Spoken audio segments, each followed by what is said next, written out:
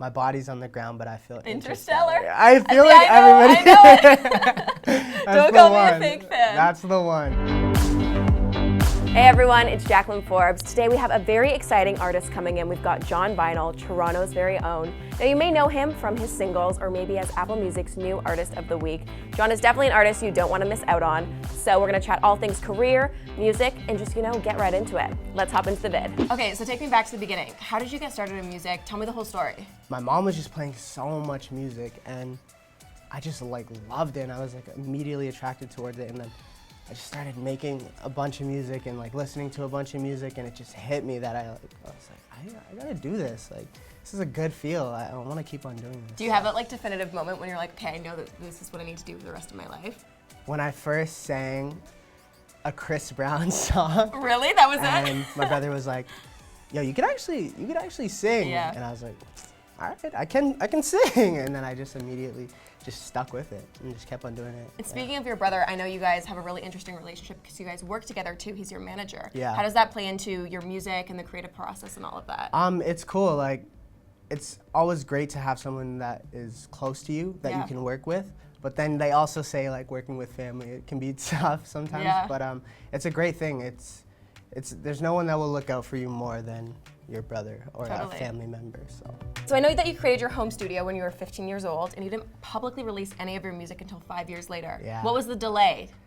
I just wanted to perfect what was gonna come out. I wanted to make sure that it was just really good, and I guess that 5-year period was me really trying to figure out if the song's good enough. Right. And at that point in time, I was like, okay, I think I could do this, and I put out my first song, and then did okay. So was that time the confidence builder, or you were just really fine-tuning all of the music, your sound, all of that? Yeah, it was all of that. Yeah. It was really all of that. We just really tried to make sure we were ready to release a song, and then so that we could keep the momentum going and keep on releasing songs and get to this point where we have a good amount of streams and yeah. Now I feel even once you released your first single, you were performing and doing a lot of live performances quick after that. Yeah. What was that moment like doing the first show? It was nerve-wracking. Yeah. It was really scary. I didn't like it at first. Really? Yeah, because it felt like I was uncomfortable. I was still trying to figure out my place on stage. Yeah. And after I figured it out, I started enjoying it. So, yeah.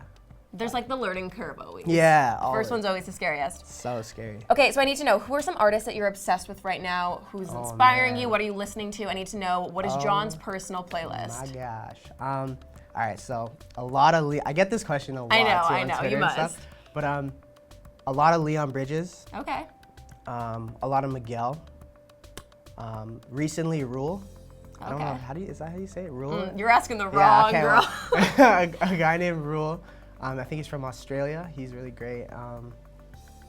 And yeah, everything else that comes out on the billboards and all that. So. I feel it's so interesting now, the way that we consume music. It's not we are stuck to one genre. You can listen to a variety of things. And even yourself as an artist, do you put yourself into a box of, oh, I'm pop, I'm this, I'm R&B, or do you not see music like that, or your own sound? I'm usually super open to all types of music, because I think music is music, and it's you can find a connection with any song. Right. I mean, sometimes you may not like a certain song, but sometimes you may like something that's just totally out of the genre that you do.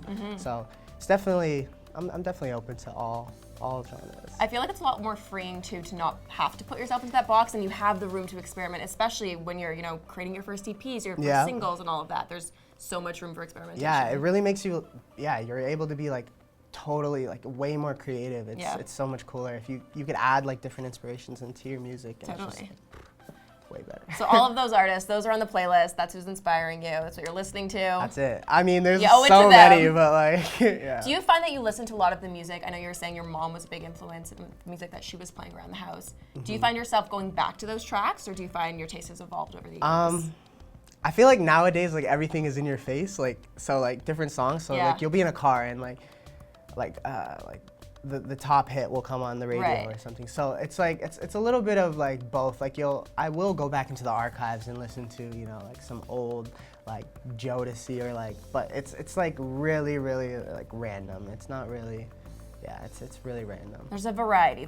Yeah. So Dangerous was the first EP that you released. Super exciting. Since that was your first EP, I thought we would do a rapid fire round of firsts. Let's do You game? this. Okay. Let's do it. First song that you learned how to play.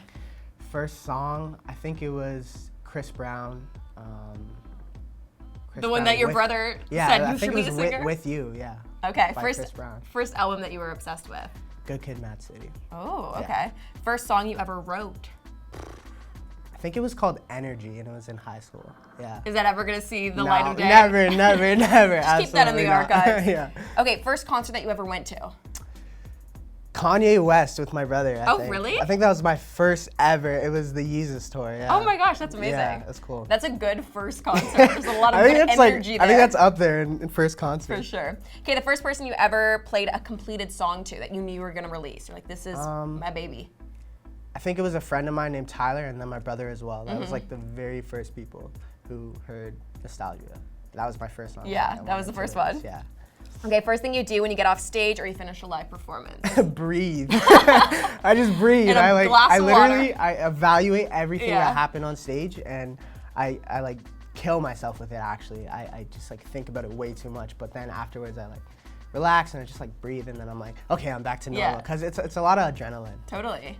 Just like a big blur and you stop, you're like, did I just do that? Yeah. Can you walk us through your songwriting process? I know you're very involved in it. What's that look like, start to finish? Yeah, so usually people will just send me like a beat, or I'll be in the studio with people, and I'm usually just going off of the feel of the beat. And if it makes me feel happy, sad, like I want to like talk like a little bit of crap or something, you know, it really depends on that. And then I just sit there and think of a concept or a story that I can tell through the song, and go from there to start writing, and then start pulling from maybe someone else's experience, my experiences, and then yeah, that's usually how it goes for me. Yeah. What's been the quickest song to date, from like ideation to this is a finished song that you can Nostalgia. listen to? That Really? was like the first song I ever released. I made it in about like 30 minutes. I guess it was just meant to be. Yeah. And I was like, this has to come out. Like, there's no way I'm not putting this out. And I had nothing else. Yeah. I had no other songs, so. That is still one of my favorite tracks, actually. I Thank listen to you. it all the time. It's so good. Now, you definitely garnered a lot of attention, both online and off, even from, you know, your first single, Nostalgia, to now. But also OVO Radio, Apple Music, those are definitely really big accomplishments. Yeah. What else is on, like, the bucket list? What else are you setting out? Put it into the universe, I like, gotta do put it it magic? on. I wanna do, okay, have you seen NPR, Tiny Desk? No. I wanna do that. Is that like the, so wait, is that the badly. YouTube series of? Yeah, it's like a bunch of artists come and just perform in Yeah. like an office space, and pretty much there's a crowd, and you can bring your whole band, and you're literally just performing to an office. Where do And they shoot it? Is it in America or here? I think it's in America. I think it might be New York. Okay. I'm not sure though. I'm not 100% sure. Do not quote me on that. I don't know. You want to be on the show and you don't I wanna even know where it is. Don't know Okay, so where we'll it add that is. to the bucket list. We'll make some calls after this. Yeah, yeah. But what else? I think BBC radio, like the actual like Like live the live lounge? Oh my Yes, God. those are so good. They look so cool too. What would be the song? You always have to pick a song to cover when you're in there. Which one would you pick? Have you thought that out yet? Definitely haven't thought it out yet. Get thinking. Yeah, I gotta get thinking. on Yeah, that you one. definitely need to do Yeah. a good cover. Now, if you could steal somebody else's song that already exists and just, you know, claim it as your own, put it out into the world, which song? Dead or alive? Does it Yeah, matter? it doesn't matter. Any song that exists. Oh my gosh. Michael Jackson, Rock With You. Oh, that was a good one. That Yeah. was a good one. I hear that song today, and I'll just freak out. Like Yeah. I freak out every single time I hear that song. It just feels good. Yeah. Every time. So I think that's what I would take. Let's talk lyrics. What is your favorite lyric that you've ever written? I'm gonna have to say, in the song Nostalgia, my body's on the ground, but I feel Interstellar? I feel Yeah, like I know, everybody. I know it. That's Don't the call me a one. fake fan. That's the one. I don't know why, but that lyric just felt good. It just felt right. I feel like that's a good one too. You know when you see like fans tattoo the lyrics on their bodies, like the Interstellar would look nice. I Yeah. can just visually see it. Yeah, exactly. It's just a cool lyric. I don't Yeah. know. I don't know what I was thinking when I wrote that particular lyric, but In the 30 it worked. minutes, you just got the tattoos, the It lyrics just all worked. coming out. It just worked. So good. Okay, now I feel like everyone has a crazy story when I ask this, so I always ask this every time I sit down with anyone. Who is the coolest person that you almost met, but you didn't? Like they slipped away, they walked away, but you were so close. I actually think, okay, so I was at a concert one time it was Magic Jordan's concert. Oh, okay. And I had an opportunity to like go backstage. And that day, Drake came out and performed God's Plan for the first time ever. And I was so close to the backstage, I remember. It was like me and my friends. Did you turn down the backstage access? I didn't want to go down for some reason because I knew like it was coming. But if I were to go down, like I would have seen him, and like I know a lot of people that were like down there, so I could have probably like met him. But yeah, that was probably that hurts. That hurts a little bit. Yeah. Okay, now I know you went on a mini tour with Magic. Can you share any highlight moments from that tour run? Honestly, that's my goal right now. Is just to be on tour all the time. I literally had so much fun just being in the Sprinter, driving to and from. Yeah.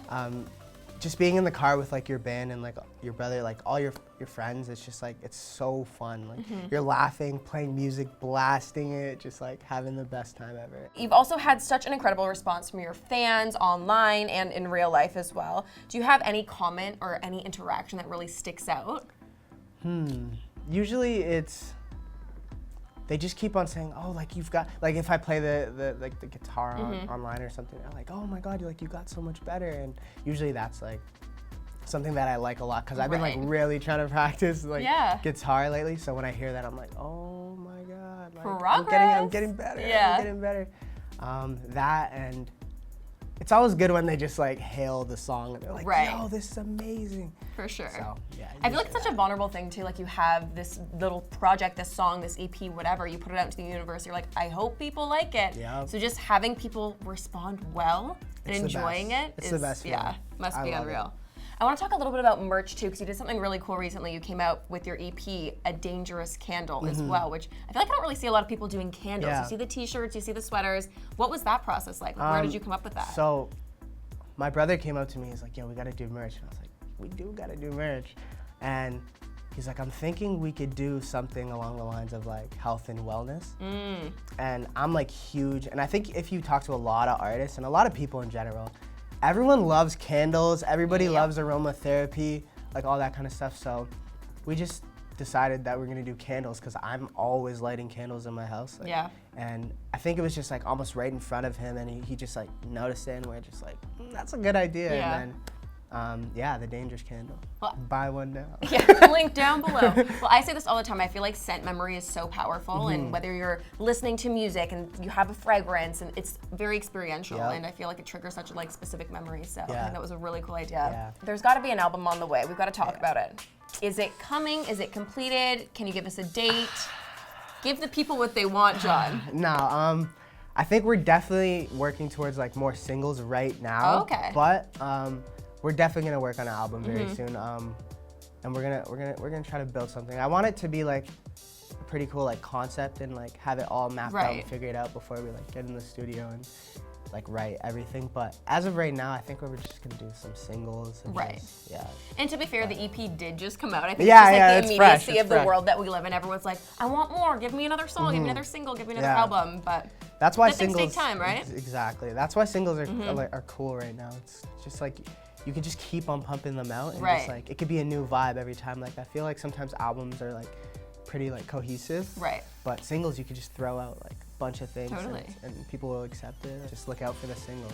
That's the main thing. I feel like that's that thing you always say. You're like, it's coming soon, and everyone's like, tell me when. But you're like, no, it's coming soon. It's coming. I promise. Yeah. No, it's honestly that's always like a thing with everybody because they're like, it's coming soon.